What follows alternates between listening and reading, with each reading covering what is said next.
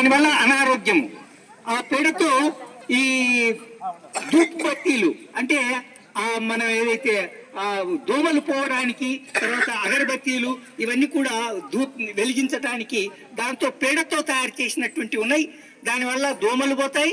తర్వాత అగరబత్తి మనకి సువాసన వెళ్తే ఆరోగ్యకరమైనటువంటి పొగ మనకి ఆ చుట్టుపక్కల వస్తుంది అనమాట.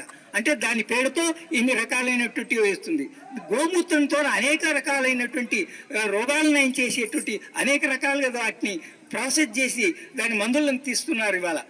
గోమూత్రాన్ని మనం శుద్ధి చేసి తాగితే, ప్రతినిత్యం తాగితే అది రోగ నిరోధక శక్తిని పెంచుతుంది, సర్వరోగ నివారణి అని చెప్పాను.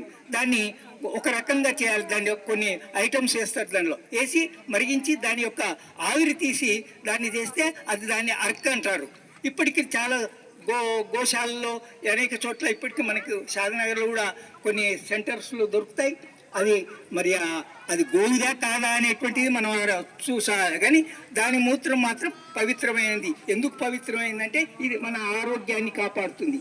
ఇవాళ ముంబైలో ఒక సెంటర్ ఉంది, కేశవ సృష్టి అని.